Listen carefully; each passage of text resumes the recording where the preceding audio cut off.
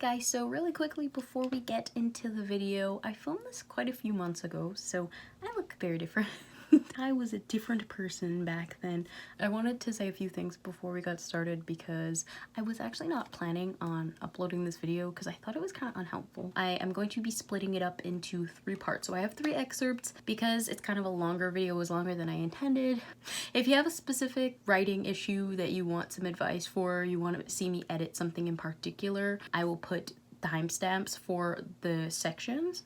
So for excerpt number 1, which is the first excerpt in the video, that will be focusing on flow, continuity, and character description. Excerpt 2 will focus on specifying description as well as avoiding repetition. And excerpt 3 will focus on untangling dense prose and clarity. I also wanted to mention that my friend SHAELIN has, I think, 2 really good videos sort of similar to this. So if you want to see her edit, I think she's a little more comprehensive than I am, because you will see, especially if you watch the first one, I'm not very good at like making decisions. So check out her video.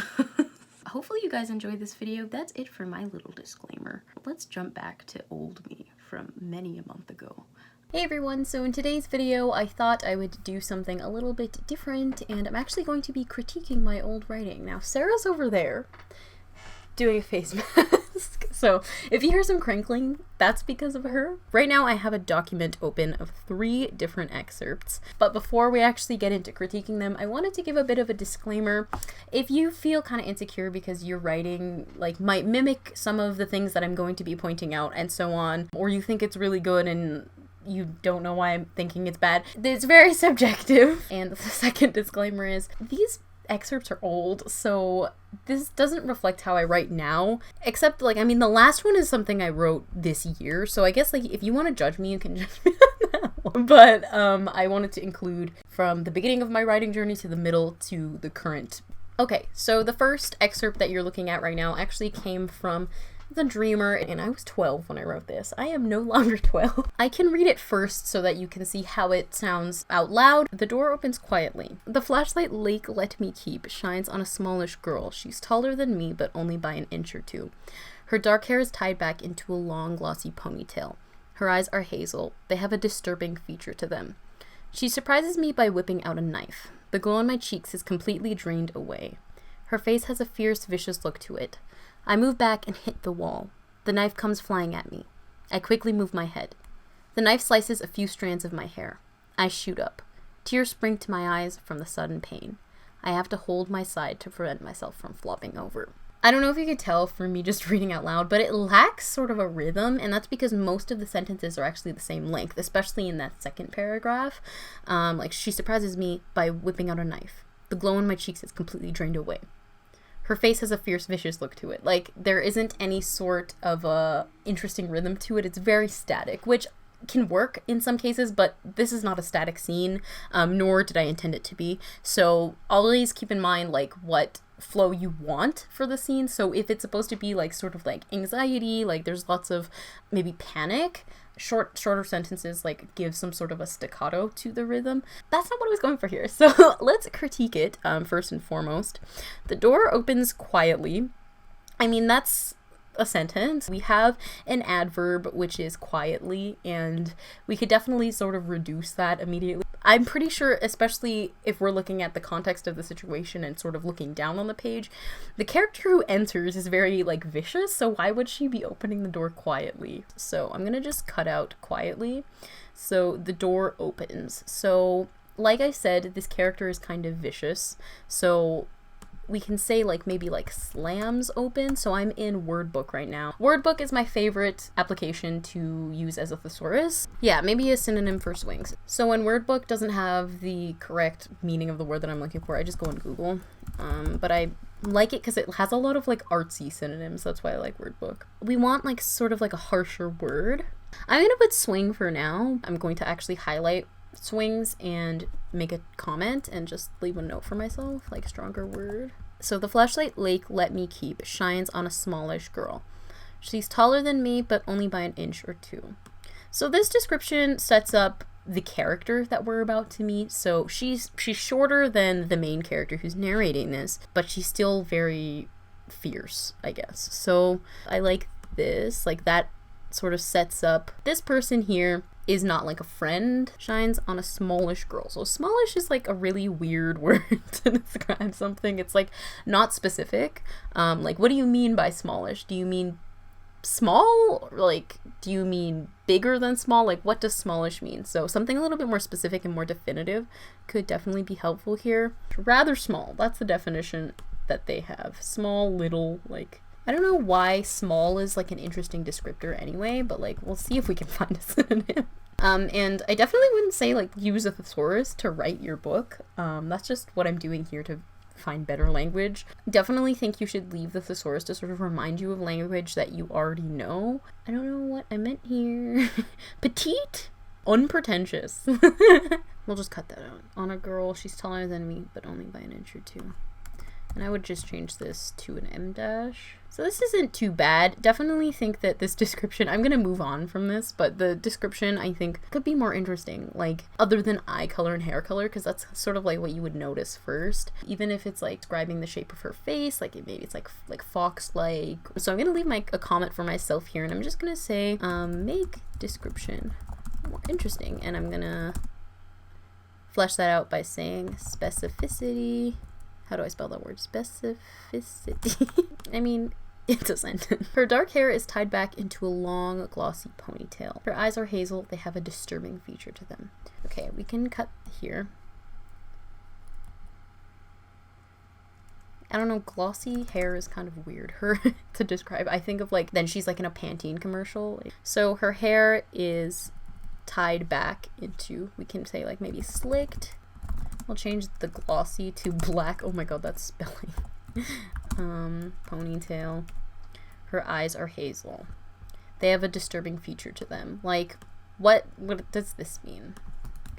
What does a disturbing feature look like? I know I had this habit of sort of making like really unspecific comments. What does disturbing feature look like? You want to make sure that you're sort of including concrete details. They don't have to be the most concrete, like they can still be a little bit abstract, but what does disturbing feature look like? You don't know what that looks like. So maybe actually describe that. And then I would maybe do like pupils. We can actually, continue the next sentence. The pupils, like the center of a black hole. A whirlpool of a quasar. I think that sort of, we can cut this out.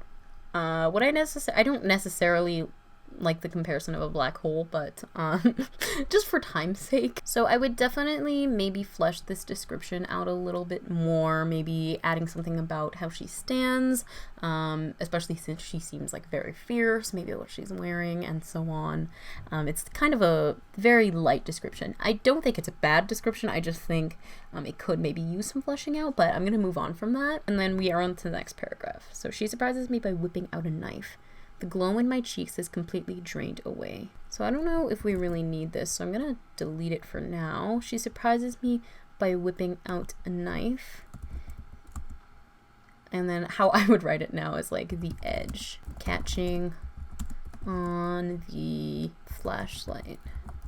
I don't know what I'm trying to say here. She surprises me by whipping out a knife, the edge, jittery ray, something like that. Her face has a fierce, vicious look to it. Like, that's not specific, so definitely, I think we already described for the most part kind of that she's a bit vicious, so I don't think we need to be dragging in more physical description here. She surprises me by whipping out a knife, the edge catching in the flashlight's jittery ray. I move backward and hit the wall.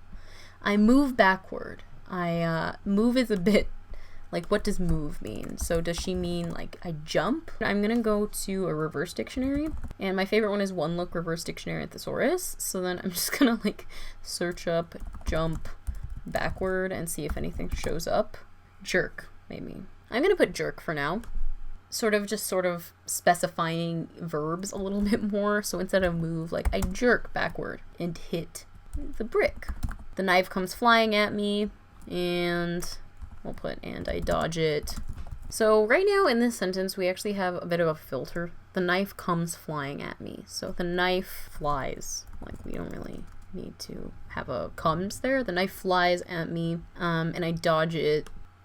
I'm just gonna put luckily for now, but that's not exactly what I mean. It almost makes impact.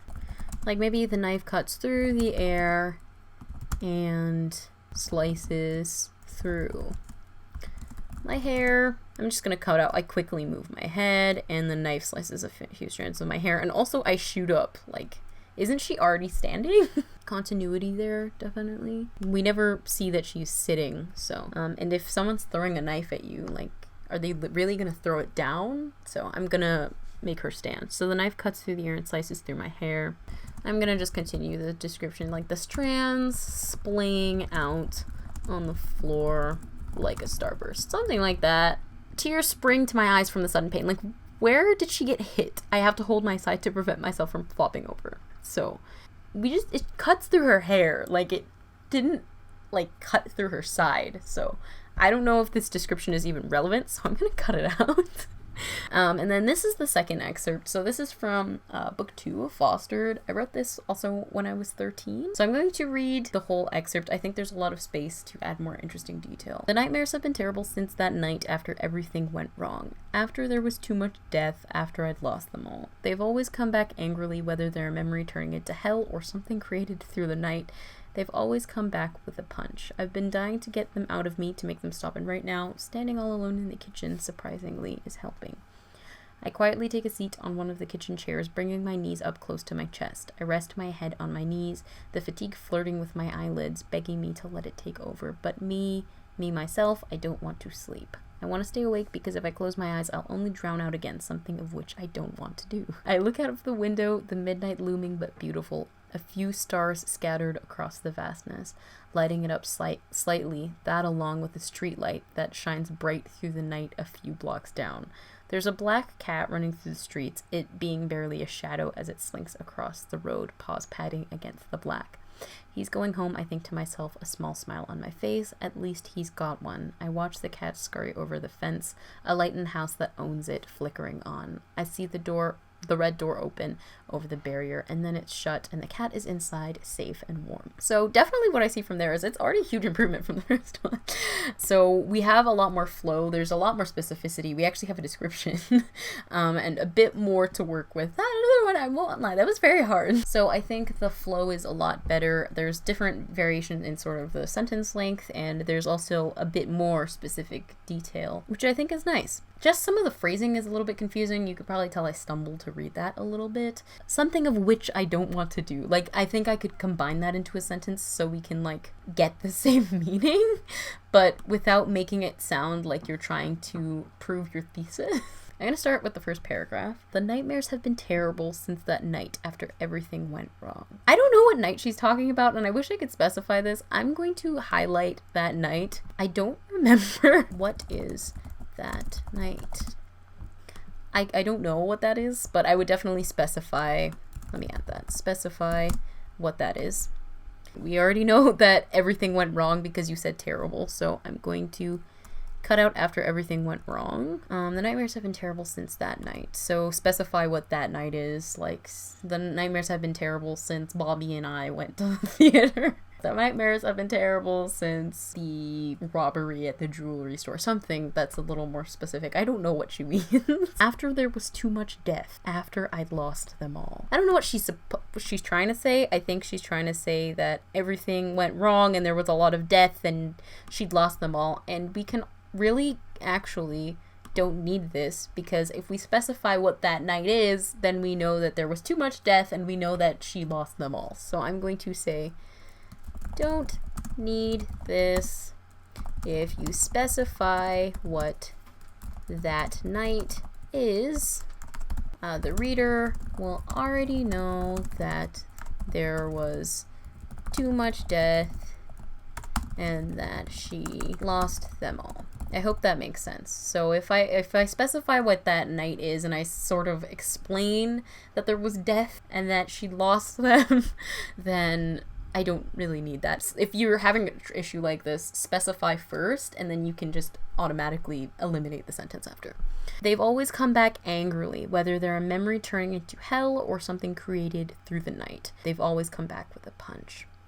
They've always come back angrily. I don't really think I need this sentence. I don't need this sentence. I'm just gonna cut this out. This doesn't serve anything. Like, it doesn't bring anything interesting to the narrative. We already know that the nightmares have been terrible, so I don't know. I don't need to say they've always come back angrily, because she's already said that they're terrible. And they're a memory turning into hell. This is a very good example of how I used to describe things when I was younger. We don't know what hell is. Like, hell is not concrete enough for us to understand. So definitely stick to language when you're trying to be relatable. Stick to language that it utilizes like the 5 senses, because we don't know what hell is. That's not specific enough for her, and it's also melodramatic. Or something something created through the night. Something created through the night. Nightmare. Most people have nightmares at night when they're sleeping. So I don't know, we don't need that either. They've always come back with a punch. The nightmares have been terrible. We've already suggested that they keep coming back because they're terrible. But yeah, that's why I'm gonna cut that sentence out. I've been dying to get them out of me, to make them stop, and right now, standing all alone in the kitchen, surprisingly, is helping. I've been dying to get them out of me. Dying is very melodramatic. That's hyperbole. She's not actually dying. Hyperbole usually, like, when you're not using it purposefully, is usually not good. I feel like you have to be very purposeful with how much you're exaggerating, and definitely was not purposeful here. I think what she's trying to say here is, I've been longing for relief or something. Is that what she means? I don't even think I should say like I've been longing for relief or like I desire relief. I think this is just my way of transitioning from her thoughts to the present scene, like what she's actually doing, but I don't think I really need it either. So I also think I'm gonna cut this sentence out because I don't know what this is serving the narrative either. We already know that they're terrible, and I guess we're trying to go from the stream of consciousness to like the actual action of the scene. I guess that's what I was trying to do. It's kind of weird. I don't know. I quietly take it's again with the quietly. We don't really need to know that. I take a seat. Take a seat. I sit. We don't need to take a seat. So I'm just gonna change that to I sit on. I'm gonna change this to I sit at the kitchen table instead of saying one of the kitchen chairs. Just cut out the ing verb. I don't think I need it for here. And bring my knees up to my chest. Just cutting out unnecessary words. I rest my head on my knees. The fatigue. I don't really need to know that she's resting her head on her knees. I don't think. I feel like the reader's smart enough like to insinuate that. Like I don't really think that's very important to the image, but and then I have the fatigue, so I can just cut the and then say fatigue flirts with my eyelids, and then begging me to let it take over, but me myself, like this is dramatic and I don't need it, so I'm just gonna cut it out. Fatigue flirts with my eyelids. I don't want to sleep. I'm just going to change this to a period up here, and then I'm gonna say like it will only make the nightmares worse. Instead of whatever this is. I'll only drown out against something of which I don't want to do. Make things a bit more specific. Like I could add description of the kitchen itself, like maybe like dripping tap / faucet. I like the word faucet better than that. What am I trying to say? Like old-fashioned cupboards. Maybe you can say cupboards from the 70s, something like that, like 70s style cupboards. What else? What other details would be in a kitchen? So we don't want her to just be introspective. You also want to sort of take note of your surroundings. So that's definitely what I'm leaving a note for here. For time's sake, I can't write it all, but hopefully the note helps sort of encapsulate what I'm trying to say in terms of what I would add. So it will only make the nightmares worse. Maybe you can go into a description of like the faucet drips, and it's like meditative for her. Like it's sort of, the faucet dripping is meditative enough, and it sort of grounds her back away from the nightmare she just had. We can always say like maybe newly renovated tile, something like that. And then make your character definitely interact with the setting. So if she is talking about the newly renovated tile, maybe it's really cold, maybe there's no air conditioning, or when does this take place? I can't remember. I think this is the winter, so maybe there's no heat, so it's really cold on the ground. Is there a window nearby? Can she express what's happening outside, like what's taking her attention away from herself? Because usually I think that's an interesting way to add conflict, especially if a character is trying to be introspective if their surrounding is distracting them, it can make the actual introspection a little bit more interesting. Because what's kind of boring is when you're just reading a character's thoughts. So I'm just going to add that to the end of this note. So interact with the environment. I look out the window, the midnight looming but beautiful. I like that description. I don't know why. I think that's kind of pretty. Nice juxtaposition. Looming but beautiful. I look out of the window. I don't think I need the of. I look out the window. I guess it depends on the voice, but I'm going to put I look out the window. I look out of the window. Sarah, which one do you like better? I look out of, or do you like I look out the window? I look out the window, the midnight looming but beautiful. I'm going to put a period here. A few stars scattered across the vastness, lighting it up slightly. That along with the street lights that shines bright through the night a few blocks down. So I don't like this description of stars. I think it's because it's so far away we can't really picture it, especially since most of us don't have telescopes to actually like see stars. A few stars scattered across the vastness. Like vastness, I don't know. I don't really like that. So I'm gonna cut this out, lighting it up slightly. So I guess what she's trying to say is it's kind of dark. Let's talk about more of the street lights. Like the yellow rays of the street lights cutting through the black. This sounds like really how I would right now, which is like definitely tailor that to the actual voice. But something a little bit more specific, something like that. And I don't really need a few blocks down because we can assume that she's looking farther down if she's mentioning multiple street lights. There's a black cat running through the streets. So like there's a, we don't need the theirs. We can just say a black cat runs through the streets. Runs through the streets. And then we'll cut the it being barely a shadow. It being is like, that's very weird phrasing. So I'm just going to cut out it being and then do a black cat runs through the streets, barely a shadow as it slinks across the road. Pause, padding against the black. I don't mind how that ends, but you can also say like, a black cat pads through the streets or something. Pads is kind of a weird verb, but pats maybe? Like, I think runs is fine. I think we all know that image if you've ever seen like a cat running across the street at night. You could definitely, it's kind of like Swift. He's going home, I think to myself, a small smile on my face. At least he's got one. We already have like, I think to myself, this is first person. We don't need to know that because if she's always thinking to herself. I'm just going to put heading home like up here and then in the paragraph up here, and I'm just going to cut this out. A small smile on my face, like I don't know.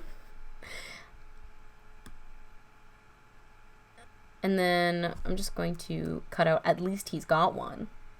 Are you really that jealous of a cat? Like, I guess that could be interesting, but I don't think it's really relevant, so I'm just not going to keep that. So we have a black cat runs through the streets, barely a shadow as it slinks across the road, paws padding against. I'm going to change black to pavement because black is, like, I mean, I guess that's more concrete, but, like, that could mean, like, black hole. Like, that's what I think. When she says black, it's more like, is he walking like on nothing? I don't know. So I'm going to change that to pavement. And then I watch the cat scurry over the fence over here. This is a filter, so I just cut that out. She's watching it. We don't need to say it again. The cat scurries. That's not a bad verb. Over a fence and disappears. And I kind of want to like suggest that she's talking about the house, but I don't know how. The cat scurries over a fence, disappears. I'm going to say onto the front porch. On the front lawn. Let's say front lawn. Did you see how I spelled lawn? L-O-N. The neighbor's house. I would specify that. So the red door, I just cut that sentence out because I think I can talk about the lighting when the door opens. The red door opens like this is where I would start describing a thrush of gold light spilling onto the driveway. I mean, I know I just mentioned that this is a lawn. I guess if I'm thinking of my house, I guess there's a lawn and the driveway, so I don't know. That's just an example.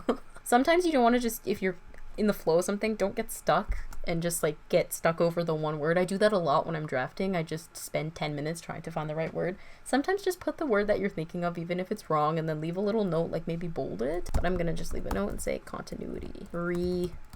Lawn. So I'll come back after, if I ever were to come back. Over the barrier. The red door opens over the barrier and then it's shut, and the cat is inside, safe and warm. Over the barrier, I don't really need to suggest because, I don't know, I think that's unnecessary description. The red door opens, a thrush of gold light spilling onto the driveway, and then I'll put a comma here, and then it's shut and the cat is inside, safe and warm. So that sounds a lot better to me. This would read as you can see, I cut like all of it because a lot of it was unnecessary language. So the nightmares have been terrible since that night. I sit at the kitchen table and bring my knees up to my chest. Fatigue flirts with my eyelids. I don't want to sleep. It will only make the nightmares worse. I look out the window, the midnight looming beautiful, the yellow rays of the streetlights cutting through the black. Okay, whatever. That sounds like my sentence now, like hashtag fragment, but whatever. The yellow rays of the streetlights cutting through the black. A black cat runs through. This is a repetition of black. I just noted. Cutting through the dark. Hold on. Now it's good. Let's read it again. The nightmares have been terrible since that night. I sit at the kitchen table and bring my knees up to my chest. Fatigue flirts with my eyelids. I don't want to sleep. It will only make the nightmares worse. I look out the window, the midnight looming but beautiful, the yellow rays of the streetlights cutting through the dark. A black cat runs through the streets, barely a shadow as it slinks across the road, paws patting against the pavement, heading home. The cat scurries over a fence and disappears on the front lawn of the neighbor's house. The red doors open, a thrush of gold light spilling onto the driveway, and then it's shut and the cat is inside, safe and warm. On to the next excerpt. So this is actually a very recent excerpt of mine. It's actually from book 6, so Rewired, the book I just finished. But I wrote it maybe last year. So that book took me like 2 years to write, so I'm hoping I made some developments as a writer. So basically I'm just trying to say, I wouldn't particularly write this like this now, but I wanted to do this excerpt because since it's more recent, you can see how I would sort of edit my own writing and also what I would change a few months later after writing this. So the last one I wrote when I was 13, this one I wrote when I was probably 16. I also picked this one because the clarity, what was I saying? We've been home for 20 minutes and I already feel the space he's left me one with an unfinished argument, unheard words, unsaid apologies, bitter, an open wound yet to be sutured. Like the cigarette Harrison outed 40 minutes ago, I smolder and decay. I wish I were a cigarette, kissed by strangers' lips, a shelf life of impatience, sharing lovers and secrets, entering mouths and exiting them, dancing in rings of smoke, held carefully, a porcelain rod between her hands, his hands, their hands. How simple to relieve for an hour, then fade when your purpose has been exhausted. A provocative emulsion of two bodies, one of paper, one of flesh. Share a bed of tongues, weep under sheets of saliva. They make love to you, then leave you, stamp you out until you've found home under a boot or with other useless endings like yourself. But vengeance will come, slowly, maybe after he chews on a few other girls. Dollar store lighters to cinch tails, but you'll get your revenge in the cough he'll acquire in his 30s, the love he'll brand at 40 when you're a light and she's at his throat, burned to the back of the hand she'll slap him with, and then again in his lungs at 50, wind your way around his ribcage, web and vein until he reads about you in a document at 60 from his doctor, until you kill him at 70 and go down in the earth with him 3 days later. That would be easier, I think, infest another human, snake through their body, ribs, scumble around their chicken breast lungs until they're infected. I think killing them slowly with each drag of me would be easier than missing them, fearing for them, hating them, loving them. I wish I were the cigarette he shares with her. Just because a lot of it doesn't make sense because it's not really specific enough, but I'll get to that. The thunder! Lightning and the thunder. Thunder.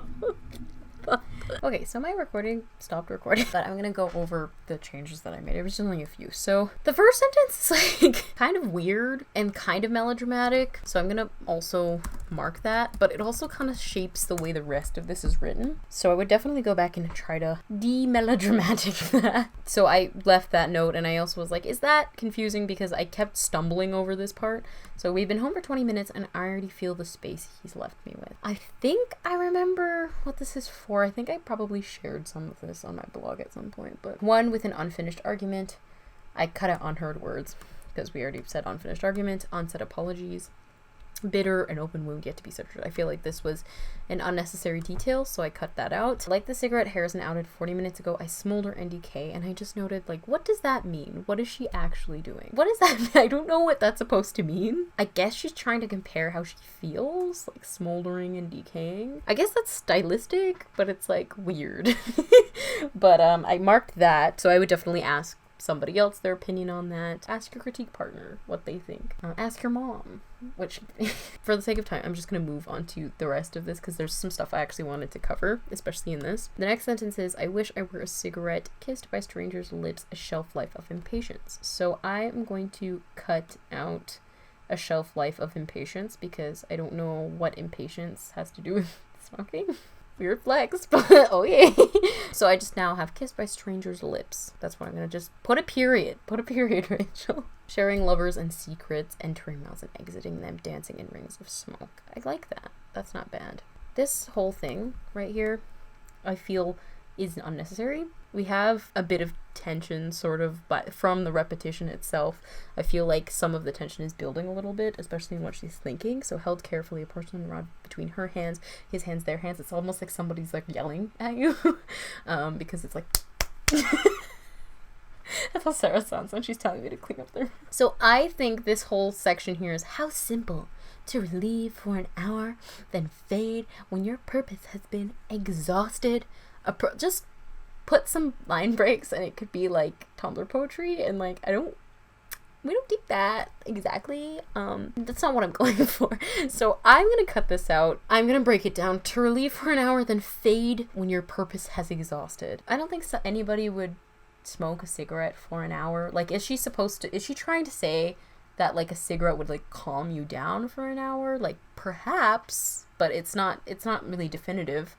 To relieve for an hour, then fade when your purpose has been exhausted. Then fade when your purpose has been exhausted is really confusing. What does fade mean? What is she even talking about? Like, see, I'm just very confused by this whole statement here. Like, fade when your purpose has been exhausted. Like, what purpose? Purpose has been exhausted. Like, then fade. Like, obviously, a cigarette isn't going to last forever. The comparison is just a little bit moot, in my opinion. And then the next sentence here, a provocative emulsion of two bodies. Okay.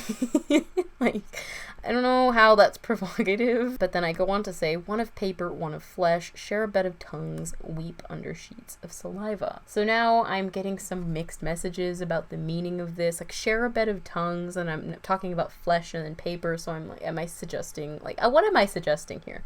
Which is what I think I think I got caught up in like pretty language and I was like, ooh, nice, that sounds good, but it doesn't make any sense when you sort of think about it. It's interesting, like bed of tongues, sheets of saliva, that's interesting, it's weird. I don't really think it has anything to do with the whole point of what she's trying to say. I also have no idea what I was trying to say here. So obviously if you're editing something and you had just written it, you would probably know what you were trying to say, but I wrote this so long ago that I'm not sure what I even meant.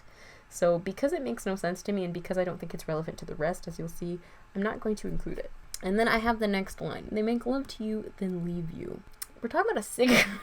This also I don't think this is relevant either, because I know when I was reading this, like when I was writing, I distinctly remember this sentence never really making any sense, but I kind of liked the sound of it, and that's not like a good enough reason to keep a sentence. So like, I don't even know what she's talking about at this point. Stamp you out until you found a home under a boot or with other useless endings like yourself. Other useless endings? What does that mean? This is not specific enough. So useless endings, what is a useless ending, right? It's kind of like what I was saying before for the first one, which was like, what was it up here? Disturbing feature. Like, what is a useless ending? So I think that's a useless description. So I think the most important part of this is talking about the vengeance. So I'm going to make a new paragraph just to get rid of this here. I think she's trying to compare herself to a cigarette, like the I'm going to just say it even though I don't know what's a word. This disposability of cigarettes. So maybe just put a sentence like this: disposable to him, period. I don't know. Something like that. So then then we have the bet, but vengeance will come. I don't even think this whole thing is very necessary. So when I'm like unsure of whether or not I'm getting what I'm trying to say, I just sort of say it in the easiest terms possible. So like, what she's trying to say here is she feels disposable, like, and she's going to commit revenge, which you'll see at some point, even though she's very disposable to this particular person who I don't know who she's talking about. I think it's Harrison, but I'm not sure.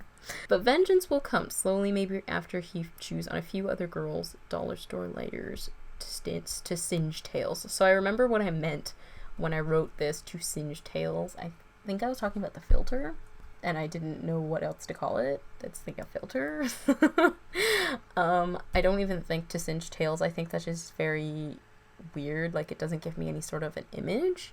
It's not specific enough, so I'm gonna cut that out. But vengeance will come slowly, maybe after he chews on a few other girls, goes through a dozen dollar store lighters, period. Then we'll just go into the you'll get your revenge and the coffee he'll acquire in his 30s. The love, like, that's very abstract. I'm talking about a person, so just specify. So the woman, you could even say partner, something, girlfriend. I'm going to say, yeah, we'll change it to girlfriend. That's more specific. Girlfriend, he'll brand at 40. So your light, I'm just gonna leave a comment here.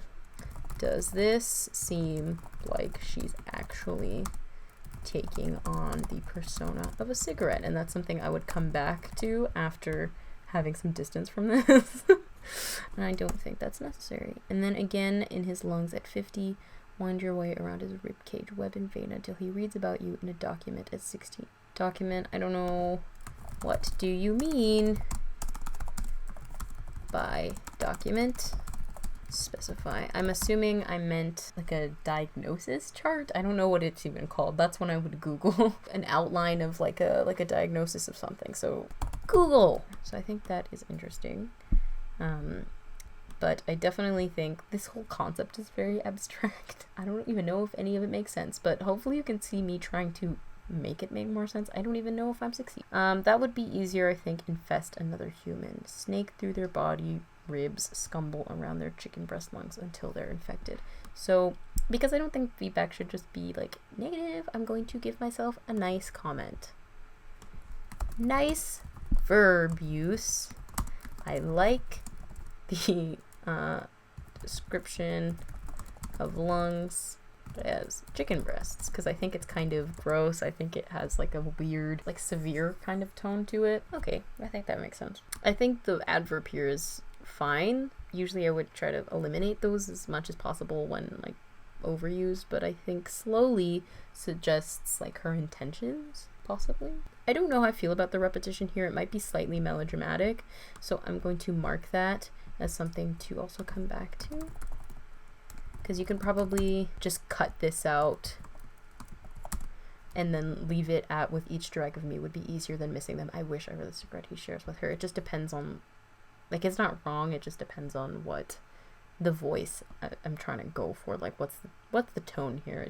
Does she want to go with the thing again, like the kind of rapid fire, or are we going to just continue into the transition into the actual present scene? So that would read as, if I do, we've been home for 20 minutes and I already feel the space he's left me with. I could already maybe cut that out, and I already feel the space he's left, I guess. One with an unfinished argument, maybe just say the unfinished argument. Unsaid apologies like the cigarette. Harrison outed 40 minutes ago. I smolder and decay. I wish I were a cigarette. Kissed by strangers, lips sharing lovers and secrets, entering mouths and exiting them, dancing in rings of smoke. Disposable to him, held carefully, a porcelain rod between her hands. I could probably even move this to like right here. I'm gonna leave it there for now though. But vengeance will come slowly, maybe after he chews on a few other girls, goes through a dozen dollar store lighters. We don't really have a segue into the revenge bit, so I'd maybe add that. You'll get your revenge in the off he'll acquire in his 30s, the girlfriend he'll brand at 40 when you're light and she's at his throat, and then again in his lungs at 50. Wind your way around his ribcage, web and vein, until he reads about you in a document. Again, document at 60 from his doctor, until you kill him at 70 and go down on the earth with him 3 days later. That would be easier, I think. Infest another human, snake through their body, ribs, scumble around their chicken breast lungs until they're infected. I think killing them slowly with each drag of me would be easier than missing them. You might not even need the I think there, but I think I don't know, it's kind of repeating from up here, but I'm gonna cut that out and just do this. Killing them slowly with each drag of me would be easier than missing them. I actually think that makes a lot more sense now. Fearing for them, hating them, loving them. I wish I were the cigarette he shares with her. Even getting rid of that would make it probably a lot cleaner too. So my main concern, my overall edit letter for that particular section would be to look at clarity and then to actually look at the comparison. So does it actually make sense? Is she talking about being the cigarette, or is she talking about being like the carcinogens in the cigarette? Sort of clarify what she means by that. I think I'm going to end it there. I hope this was helpful in some regards. I'll see you in the next one. Bye. Saint Christopher, to find your sister. She ran out